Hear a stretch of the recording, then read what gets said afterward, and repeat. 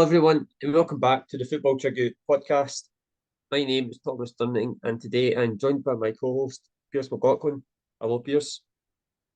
Hello, how you doing? I'm doing well. On today's podcast, we'll be reacting to last weekend's English Premier League and Scottish Premier League results. And at the end of the podcast, Pearse will be giving a rundown of all the latest Asian football news. So we'll talk about last weekend's English Premier League results. So we'll start off on the Saturday, the 17th of February. So the results were Brentford 1, Liverpool 4, Burnley 0, Arsenal 5, Fulham 1, Aston Villa 2, Newcastle United 2, Bournemouth 2, Nottingham Forest 2, West Ham United 0, Tottenham 1, Wolves 2, Man City 1, Chelsea 1, and then on Sunday, the 18th of February, there was two matches, and they were Sheffield United 0, Brighton 5, Luton Town 1, Man United 2, and then yesterday we had one match, and that finished Everton 1, Crystal Palace 1. So, Pearse, we'll start off with which match you think stands out to you the most from last weekend. For me, I think the standout fixture for me was the Burnley 0, Arsenal 5. We talked about it last week in the podcast where they dispatched West Ham 6-0, so that's now 11 goals back-to-back for Arsenal, and that's now 5 wins on the spin, beating Crystal Palace, Nottingham Forest, Liverpool, West Ham, and now Burnley. But to score 11 goals in 2 games consecutively, and the fact is they've got a variety of different goal scorers. They just look a threat over the park. And for me, they're just flexing their muscles at the moment. And for me, they've got to be in the shout for the title. And I think they mean business because it is getting to that latter stage of the season where we're now into the European matches as well as obviously the latter end of the domestic campaign for a lot of the European leagues. So for me, the Arsenal game in terms of like, the variety of the goals as well and the standard of goals are superb. Particularly Bukayo Saka's second goal, where he just shifts onto his right foot, and I think that's now his I think it's fourth Premier League game he's scored in a row, which is a record for Bukayo Saka, considering he has been Arsenal's standout player for the last couple of seasons. He's referred to as a star boy, and I think he's proven that he is the main man because he did go off the boil for a little while before Christmas. I think he's now come to the fore, and you can see Arsenal have now picked up results, and it's no coincidence that they both come hand in hand. And I think Arsenal are looking really strong at the moment. And you have to touch on the other game for me, and it's another 5-0 win, and it's Brighton 5, Sheffield United 0. Sheffield United 0-0 at the time, and then I don't know if you've seen the challenge, Tom, but a reckless challenge from what's his face? Mason Colgate. What's his name? Mason Holgate. Holgate. Aye, Mason Holgate on loan, Everton defender, goes over the top, and Karol Matoma is lucky not to have a serious injury because he plays later on in the match and gets 2 assists. Because the way he connected with the inside of his knee, you see it bending. That could easily have broke his leg, and it could have been a career-ending injury. So I think Chris Wilder will be fuming with that sort of challenge because it was needless at the time because Sheffield United were still in the game at that point, and then it was just quite a comfortable victory in the end. And yeah, Brighton were all over them, and they've picked up form because De Zerbi was under a bit of pressure not too long ago. And for me, no, you got to go with the 2 standout fixtures in terms of the high scoring, and for me, they're the 2 standout for me. Yep, they were the two for me as well. Arsenal in particular, obviously. They won 6-0 last week against West Ham away from home. Then they played Burnley away from home and they won 5-0. So, I mean, Arsenal are in just hot form at the moment. You know, they're banging in the goals, they're keeping clean sheets. In my opinion, they've got the best defence in the league. The 2 centre-backs, Saliba and Gabriel, I think are rock solid. Especially Saliba, I think he's unreal. I think he's amazing. So it's just all going well for Arsenal at the moment. In my opinion, we've got the title race between Arsenal Man City and Liverpool. In my opinion, I'd say Arsenal the favourites to win the title, just based on the form they're in. And I just think defensively, defence wins leagues is kind of that saying. It's been said over the years, and right now Arsenal have a better defence than Liverpool and Man City. So I'd say at the moment Arsenal are the favourites to win the title for me. And the fact that they won 5-0 weekend as well just goes to show the brilliant form that they're in. I think they've still got to play Man City, Arsenal. So at the Etihad, I'm not sure when that game's happening, but it should be fairly soon. So that'll be a massive match. That'll probably if whoever wins that match that'll mean that the team that loses they'll be ruled out of the title race. In my opinion, that's how big that match is. And then obviously the Sheffield United 0 Brighton 5 match. Once again, Sheffield United losing by 5 goals. Again, I think that's 3 matches in a row at home that they've lost by 5 or more goals at home. It's really, really bad times for them at the moment. And that challenge that they had from Mason Holgate, which was a terrible challenge. It was a straight sending off. I mean, he actually got booked at the start. The referee actually had to go to VAR for him to change his mind. But it was a straight red card for me. It was a terrible challenge. But I was actually wanting to ask you, Pearse, about the fact that the bottom 2 teams at the moment in the Premier League are Sheffield United and Burnley. And it's safe to say that they've both struggled at the moment this season. Both obviously got beat 5-0 at the weekend. Like, do you just think now it's harder for teams that get promoted from the Championship to go into the Premier League? Do you think it's just harder now for them to compete in the Premier League? Luton Town are doing okay, but they are still fighting relegation as well. So basically, the question is: do you just think it's hard now for teams to get promoted from the English Championship into the English Premier League? I do think so, yeah. I think the step up in quality is just far too steep. Could you look at, for example, a team like Norwich? They're usually the roller coaster team, the yo-yo team.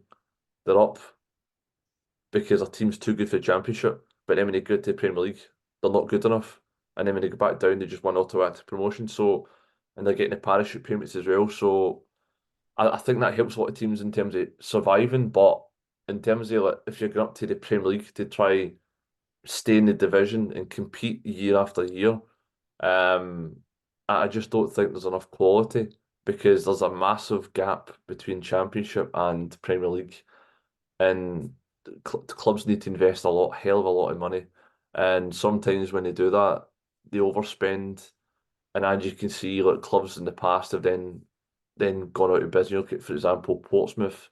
They're now down in probably the fourth, fifth, or fifth tier.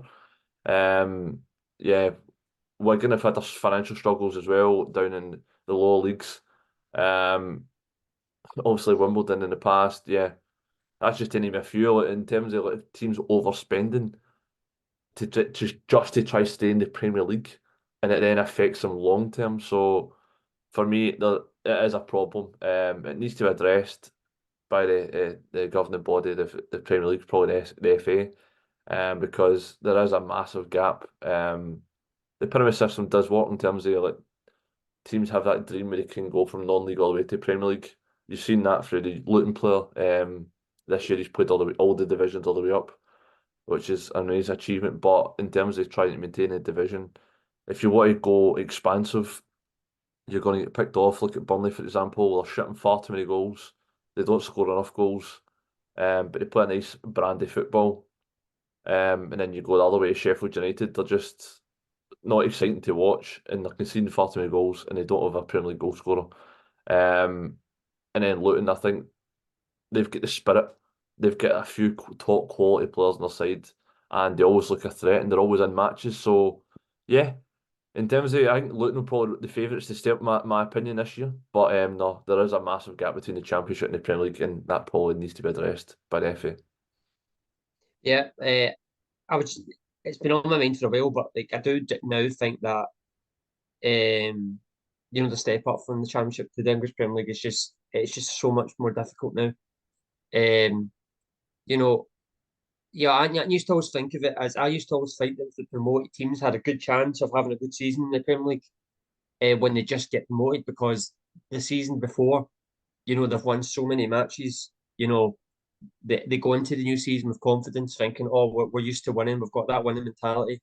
You know, we can just go into the Premier League and just kind of keep on winning, even though they probably won't have as good a season. But it's just not like that anymore. These teams are coming up now, and they're already in a relegation battle from the first game of the season. Burnley, their first game of the season, okay, they were playing Man City, but they got beat pretty comfortably, and you just kind of knew that, um, that they were going to be in for a tough season. And it's just Burnley and Sheffield United this season they found it really, really tough.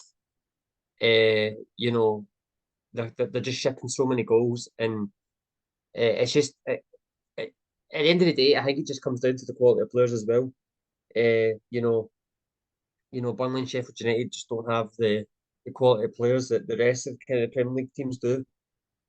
Uh, and for that, it just makes it much more difficult. And right now, Leicester are running away in the English Championship. They look like they're going to get promoted back into the Premier League, and they probably will have that kind of season as well, where they come back up next season. They're just going to find it difficult, and they'll probably might end up probably being in the relegation battle next season in the Premier League. So basically, yeah, I just find it's getting much more difficult for these promoted teams to get promoted into the English Premier League and basically stay in the Premier League for years to come because the quality is just widening each year between the English Championship and the English Premier League. So yeah, I do think it is much more difficult. I just wanted to also touch on Crystal Palace. So they've had a pretty busy week. So they played last night and drew 1-1. But we found out on Monday, the 19th of February, that Roy Hodgson announced that he'd be stepping down as Crystal Palace manager. So he was last Thursday. Roy Hodgson took ill during training at Crystal Palace. There was reports just before that he was going to get sacked.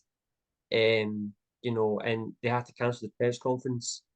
But that press conference obviously got cancelled because Roy Hodgson was taken ill and he had to go to hospital.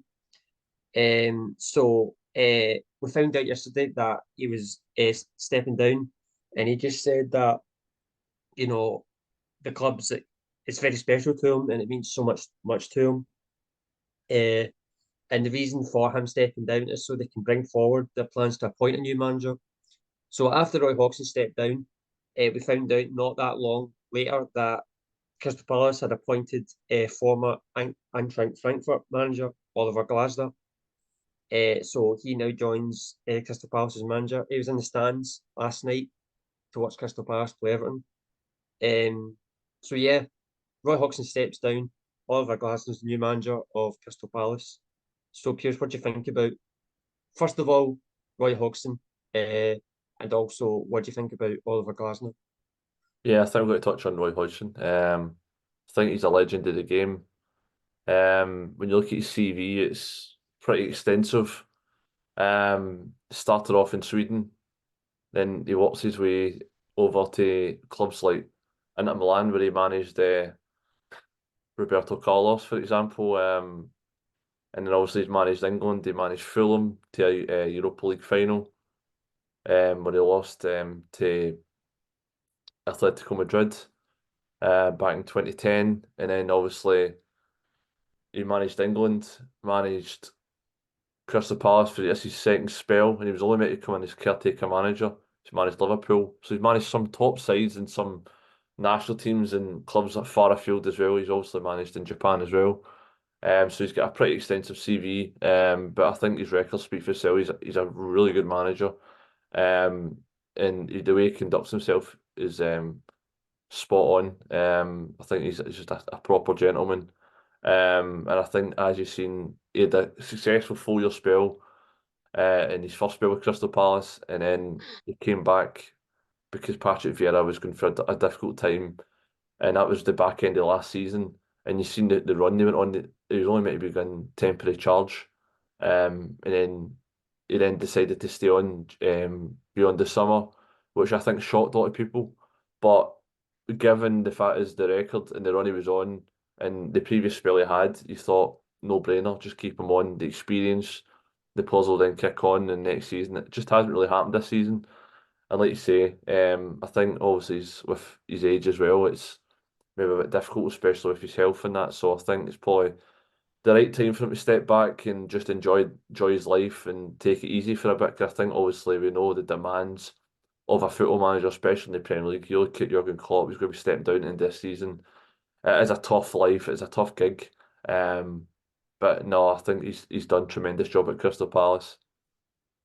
And then obviously Robert Glasner. I think a lot of Love it. Scottish football fans will know him very well from his time at Frankfurt, where he won the Europa League against Rangers a couple of seasons ago. So he's got a European trophy in his belt. And if you ever watched the Bundesliga, he had his side playing a really attractive attacking style of football.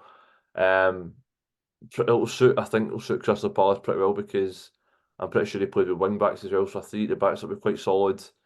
Full backs bombing on, and then the aim is just to attack, and I think we'll have that solidity with the three at the back and the two holding midfielders, and I think it will be an exciting appointment, and it'll be exciting to see what he will do with this Crystal Palace and how far he can take them, and how he will adapt to life in the Premier League. Yeah. So obviously, I'll just do with you. So obviously, touching on Roy Hodgson, you know, amazing career. He's managed all over the world. A career that's lasted 40 odd years. Just a brilliant manager as well. He's done quite a lot in his career. And it was quite worrying to see what happened to him last week. The fact that he had to go to hospital because he was taken ill. So the news that he had stepped down wasn't surprising to me. And he's 76 years old now, so I highly doubt that he will probably be back in management. I'd imagine that he's probably now just going to retire permanently. He has said that before, but I do think this time he will. And I think he deserves to because he's had a brilliant career. And yeah, he's going to be missed because he's an English Premier League legend. Basically, he's done a lot for English football. He's managed the national team as well. Okay, that didn't go too well, but the fact that he still did that is amazing. So yeah, so for Roy Hodgson, he has all the respect of all the football fans, I think, and yeah, it wasn't that too surprising him stepping down, and then obviously Oliver Glasner getting appointed the new Crystal Palace manager. So this is going to be his first time in the Premier League. He's never managed the Premier League before, only in Germany and Austria. I don't know. I didn't know too much about him, but on Monday Night Football last night, Jesse March, who used to be the Salzburg and Leipzig manager, so he also knows a bit about him. He's went up against him in both Austria and Germany, and he explained very well the kind of idea that Oliver Glasner likes to play. So like they play this kind of 3-4-3 formation, and their front three players are very narrow, and they play very close together. And they like to kind of really play direct and get in behind teams as quick as they can. And also, apparently, he's really good tactically as well. So I think it's an interesting appointment for Crystal Palace. It's going to be interesting to see how he adapts to the Premier League. And he's coming in at a time where Crystal Palace are probably fighting relegation at the moment. They're missing their two best players in Olise and Eze. So um, it's going to be interesting how he adapts, and it's going to be interesting to see how he kind of sets up that Crystal Palace team. So yeah, so it's going to be interesting. We'll probably discuss it a little bit more once Crystal Palace after the first few games, and we'll kind of see how Oliver Glasner started at Crystal Palace. So we'll now move on to last weekend's Scottish Premier League results. So on Saturday, 17th of February, the results were Aberdeen 2, Hibs 2, Celtic 1, Kilmarnock 1, Dundee 2, Ross County 0, Hearts 2, Motherwell 0, Livingston 1, St Mirren 0. And then on Sunday, the 18th of February, we had one match, which was St Johnstone 0, Rangers 3. So, Pearse, which match stands out to you the most? Well, I think that's got to be the biggest match in terms of the title race in the Scottish Premiership, and that's got to be the Celtic one, Kilmarnock one. Another performance where Celtic fail to make the most of the opportunities that are given to them. And again, another lacklustre performance, far too slow and possessive. And they're just not creating enough clear-cut chances in games to kill teams off. And at the back, they just look a bit suspect. And I think the changes that Brendan Rodgers made to his side made the side weaker. And the subs that you've seen come on, bring on Derek McInnes, they're game changers because it made them stronger and they sniffed blood. And they had, for a period of time in the second half, they had Celtic pinned back, and the press I thought, was really, really good. And they went after Celtic and they caused them some of the problems. And they got their just reward in the end. Well, they nicked a late equaliser through David Watson. Pretty poor defended back to post from Alexander Bernabe, but a good goal none the least. And it's a massive goal in this title race because on Sunday that gave Rangers the momentum, which they went on and dispatched St Johnstone pretty comfortably. They get two penalties in the match, which were stonewall penalties. Constantine wiping. I think it was Demande out in the box, and then obviously a handball late on in the game. And that's now Tavernier now levelling goals with the historic Rangers captain John Gregg, which is another formal achievement for him. And yeah, Rangers now 2 points clear at the top of the table. So that's, for me, that's the two of the standout. And then obviously probably the biggest tie of the weekend would be the Aberdeen 2, Hibs 2 at Pittodrie.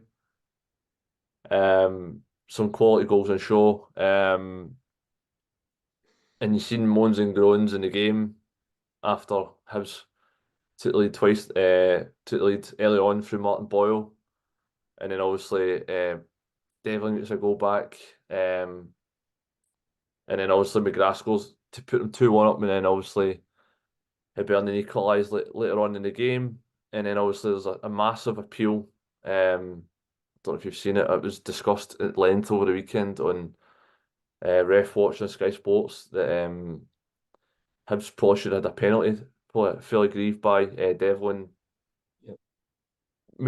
Gestures his arm towards the ball, which is then not picked up by the referee, and it's the fact it's not recommended by VAR. That's just another incident, which could be crucial in terms of that race for top four, top six.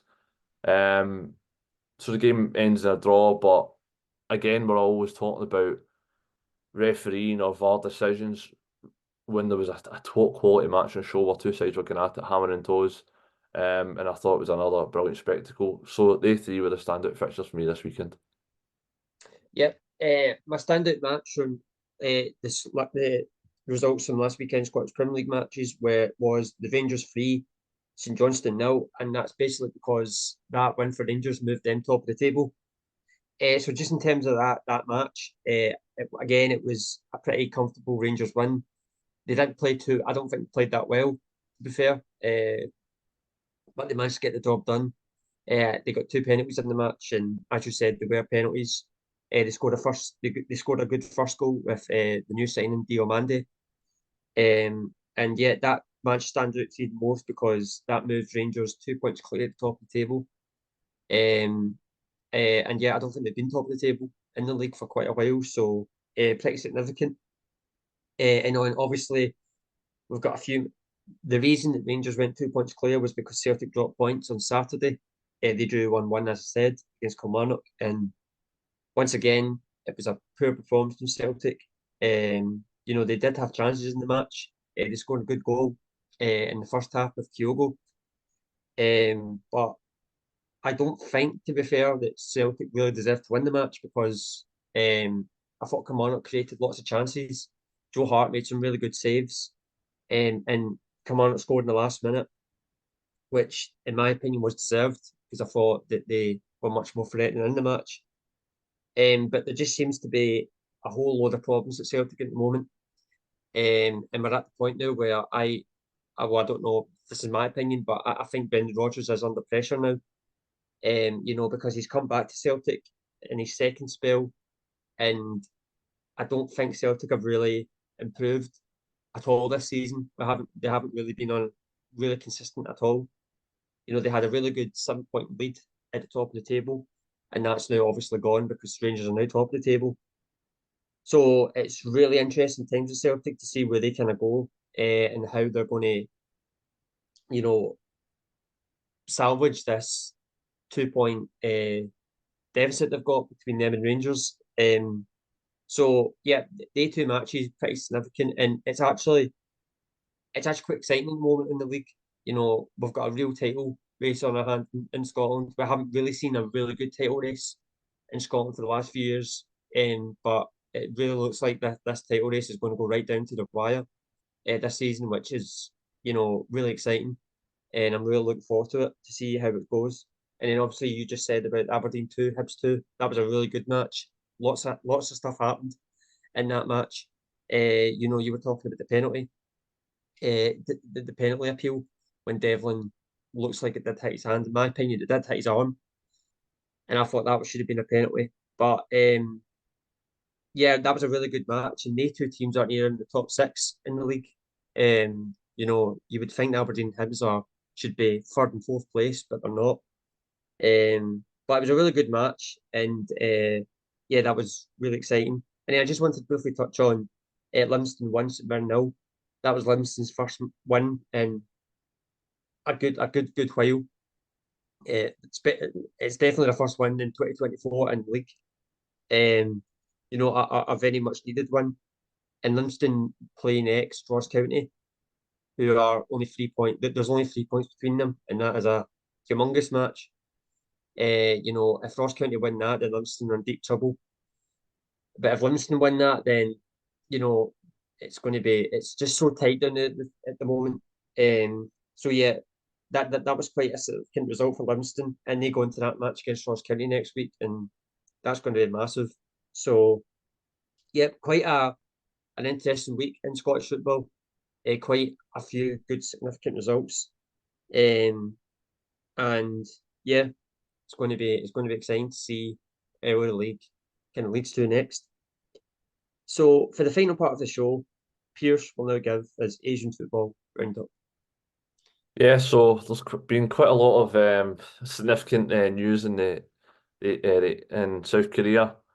So Jurgen Klinsmann has been sacked as the head coach of South Korea national team after elimination at the hands of Jordan in the Asian Cup semi-final. And here's what the KFA president had to say on the matter. I'm Myung-Gyu, the president of the KFA. First of all, I'm very sorry for the great disappointment of many people, including the fans and players, as they did not meet the expectations at the Qatar Asian Cup. After the Asian Cup, the association conducted an overall analysis and evaluation of the national team's participation in the games. The association held a discussion committee meeting yesterday, and the executives of the association executive branch were briefed on these reports and gathered their opinions this morning. At this meeting, the evaluation of the national team coach was mainly discussed. After comprehensively reviewing the discussion, the KFA finally decided to replace the national team coach. So Klinsmann failed to show the leadership we expect from the Korean national team coach, such as game management, work attitude that bring out the competitiveness of the national team. So Jurgen Klinsmann posted a message on his social media accounts saying, "To all players, my coaching staff and all Korean football fans, with sincere gratitude, thank you so much for all of your support, taking us to the semi-final of the Asian Cup, an incredible journey over the last 12 months with not losing 13 games in a row. Keep on fighting." Throughout his tenure, Klinsmann was often criticised for mostly working in Los Angeles, where he resides with his family. Despite having said he would spend time in South Korea, Klinsmann's popularity in Korea nosedived during the Asian Cup, with many criticising his attitude after he was seen smiling despite poor performances and defeats. His leadership was also called into question after an altercation between players on the eve of the semi-final left the captain Son Heung-Min with a dislocated finger. Klinsmann replaced Paulo Bento as South Korea's coach after the team's loss to Brazil in the 2022 Qatar World Cup round of 16. He got off to a difficult start as a South Korea manager. He went 5 games without a win, losing to Uruguay and Peru and being held by Colombia, El Salvador and Wales. Their form improved before the Asian Cup with 6 straight victories, and despite some poor performances in Qatar, they made it all the way to the semi-finals where they were unable to register a shot on target. The KFA plan to appoint a domestic manager before the end of February. Candidates mentioned include Choi Yong-Soo, Kim Ki-dong, and Myung-Bo. So in terms of Myung-Bo, has experience coaching national teams at all levels, including the 2014 South Korea the World Cup team, and has looked at possessing a strong command of the team. He's also the reigning champion coach, having won the K-League the last 2 seasons with Ulsan HD. There could be complications with his commitment as the coach of Ulsan HD, and we need permission from Ulsan to take on the national post. In terms of Choi Yong-Soo, he has had a pepper success in the K-League. Currently does not have an affiliated team, which makes him an attractive candidate. But the fact he has no experience coaching the national team is considered an obstacle at the moment. And then also lastly, we've got Kim Ki-dong, who's considered as many the best coaches in the K-League. His tactical acumen, dynamic football has been hailed in all corners. Nevertheless, he just arrived at FC Seoul this past December and would need permission from the club to take the post. Which of these coaches will be the next to take the helm? We will find out in due course, and we've got you covered here at Football Chuggu. So there's also been a bust-up in South Korea between 2 players, as aforementioned, Lee Kang-In and Son Heung-Min. So the national team players usually have a team dinner together in terms of bonding experience before the eve of a match, to strengthen unity amongst the squad. However, the day before the Jordan match, young players including Lee Kang-in, So Young-woo and Jong Woo-young ate early and played table tennis. They played table tennis noisily next to the other players whilst they were eating. Son tried to stop them, but they did not listen. Son got angry and grabbed Lee Kang-in by the collar, and Lee swung his fist at Son Heung-min. Son dodged his fist but injured his finger while other players tried to stop the other 2 players. Senior players including Son asked Jurgen Klinsmann to exclude Lee Kang-in from the matchday squad for the match against Jordan as he disrupted the team atmosphere, but Klinsmann did not accept this. So Lee Kang-in is now public enemy number 1 in South Korea because of these allegations that he was the culprit for disrupting Korea's preparations in the wake of the semi-final match against Jordan. So the KFA have received petitions demanding the lifetime ban of Lee Kang-in from the national team of South Korea due to his disrespectful conduct to Son Heung-min. And Lee Kang-in's social media has been left with thousands of vile comments threatening his life and just appalling behaviour. Lots of South Koreans are now flogging their Lee Kang-in football jerseys, whether that be for South Korea, PSG or Real Mallorca. Again, I find this difficult to comprehend, and I, for one, will be keeping my PSG Lee Kang-in away shirt. Sponsorships and endorsements are also been now nullified with Lee Kang-in. They've all been pulled following public outcry. These companies are actually Chicken, KT and Nexon. Lee may face a hefty lawsuit for damages from advertisers, with the potential penalty amounting to billions of Korean won. So Lee Kang-in posted on his Instagram story his reply and apology to the recent events. Hello, I'm Lee Kang-in. An article has reported that I had an argument with Son Heung-min ahead of the semi-finals of the Asian Cup. I am very disappointed for the soccer fans who always support our national team. I am so sorry. I should have taken the lead and followed my brothers well. But I'm just sorry to show the soccer fans a bad side. I apologise to a lot of people who would have been disappointed in me. I'm well aware of the interest and expectations that soccer fans send me. From now on, I will try to help my brothers and become a better player and a better person. So Lee Kang-in also refutes claims that he swung a fist at captain Son Heung-min. We have to forget Lee Kang-In is just turned 23 years old, a young man who's going to make mistakes, but to try get him banned for life with South Korea, which is crazy, as he was the only player from the South Korean national team that was named in the Asian Cup team of the tournament. He was South Korea's standout player. These so-called fans of South Korea have gone way over the top by getting the sponsorship cancelled, leaving vile comments / death threats, selling their jerseys, and petition to get him permanently banned from the national team. I think it's ludicrous considering a full-on investigation needs to happen to know all the facts and details. And as we know, footballers deal with pressure situations and they can happen in elite sports, especially at the business end of a tournament. And also, Klinsmann wasn't the right man for the job, and the KFA are trying to avoid any blame in his hiring. So Lee Kang-In has my full backing, and proper football fans will forgive and forget. And that's all your latest Asian football news. Thank you, Pearse. And thank you, everyone, for listening to this episode of the Football Chuggu Podcast. This podcast will be available to listen to on the Football Chuggu YouTube channel and also the Football Chuggu website. Thanks for listening and see you soon. Bye bye.